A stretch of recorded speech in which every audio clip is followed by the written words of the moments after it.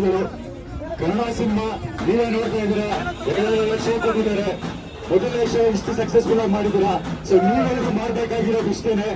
ನಿಮಗೆ ಸಿನಿಮಾ ಇಷ್ಟ ಆಗಿದ್ರೆ ಪ್ರತಿ ಇದನ್ನೇ ಹೇಳ್ತೀನಿ, ನೀವು ಸಿನಿಮಾ ನೋಡಿದಿರಲ್ಲ, ನೋಡಿರೋ ಪ್ರೇಕ್ಷಕರು ನೀವು.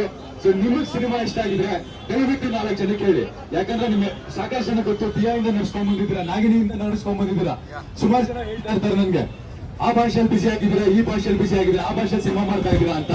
ನಮ್ಮ ಭಾಷೆಯಲ್ಲಿ ಬಿಸಿ ಆಗೋದು ಮಾಡಿ, ನಮ್ಮ ಭಾಷೆಯಲ್ಲಿ ಮುಂದೆ ಇನ್ನೂ ಒಳ್ಳೆ ಸಿನಿಮಾಗಳು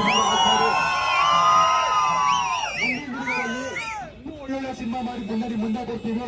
ಅಂಡ್ ಎಲ್ಲ ಆಡಿಯನ್ಸ್ ಹೇಳೋದು ಇಷ್ಟೇನೆ, ಸಿನಿಮಾ ಒಂದು ಸತಿ ಬಂದವರು ನಿಮಗೆ ನಿಜವಾಗ್ಲೂ ಡಿಸಪಾಯಿಂಟ್ ಆಗಲ್ಲ. ಪ್ರತಿಯೊಬ್ಬ ಕಲಾವಿದರು, ಪ್ರತಿಯೊಬ್ಬ ಟೆಕ್ನಿಷಿಯನ್ಸ್ ಬರೀ ಬೇರೆ ಸುಸಿ ಅಲ್ಲ, ರಕ್ತ ಚೂಸಿ ಕೆಲಸ ಮಾಡಿದ್ದೀವಿ. ಸೊ ನಿಮಗೆ ಸ್ಕ್ರೀನ್ ಮೇಲೆ ನೋಡುವಾಗ ಗೊತ್ತಾಗುತ್ತೆ. ಸೊ ದಯವಿಟ್ಟು ಚಿತ್ರಮಂದಿರ ಬಂದು ಸಿನಿಮಾ ನೋಡಿ.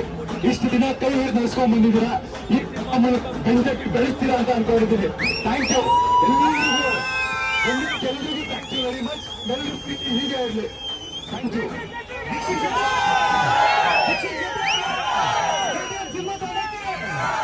ಸಿನಿಮಾ ಇಷ್ಟ ಆಯ್ತಾ?